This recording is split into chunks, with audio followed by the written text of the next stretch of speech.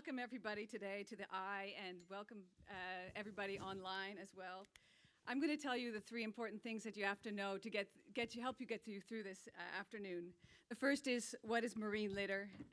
The second is, what kind of problem are we dealing with here? And the third thing is how the Clean Sea Project has been studying it. So, marine litter, it might be familiar to most of you here. It's human-created garbage. It's the bottles, nets, and printers that you can find on the seabed.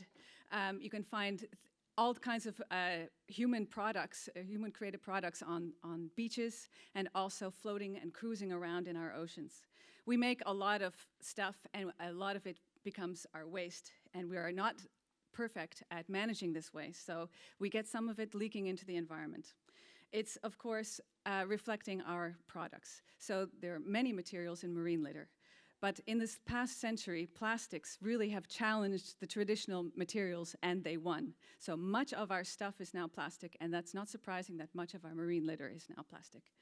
And what happens to that stuff? It doesn't stay in perfect form. It also can break down, especially something we've looked at a lot in the Clean Sea Project is microplastics. And these are tiny fragments from bigger pieces. And there are also some pre-production pellets, so manufactured tiny pieces, and all of these can find their way into the marine environment. The second thing I wanted to tell you is what kind of problem this is. This is a wicked problem, something that we've been using since the 70s in science to describe typical problems of our globalized, interconnected world. They are unfortunately resistant to studying them and analysis, and also resistant to solutions. There's never one correct solution to a wicked problem. There are no correct answers, and there might be many different things you can try. Wicked problems are also a symptom of another problem, and I think that marine litter is a symptom of things like our linear economy, which is again a symptom of other problems. So you can see how complicated it's getting. I think that the problems of marine litter are also interconnected to other global problems, and I think also the solutions, so the people working in Paris today, are also helping us a little bit. So, the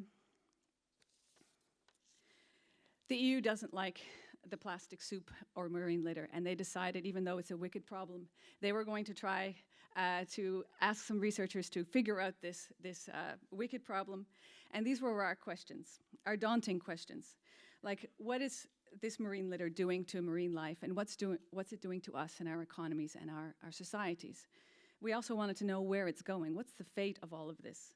We wanted to know what causes it and what we can do about it. Since it's a big problem, we needed a big team, and we're even bigger than the picture you see on the screen.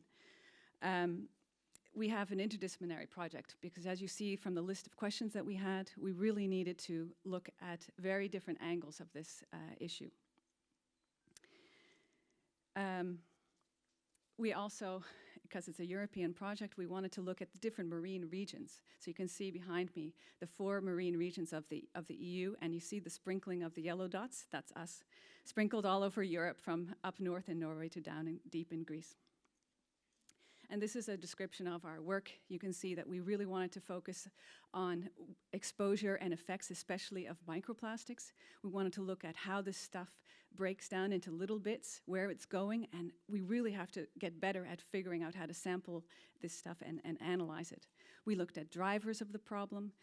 We looked at what kind of costs this has for society, and then we started to look at policy instruments, economic incentives, and other kinds of policy mixes, which you're going to hear about this afternoon. I hope you are going to enjoy your time, and thank you very much for coming.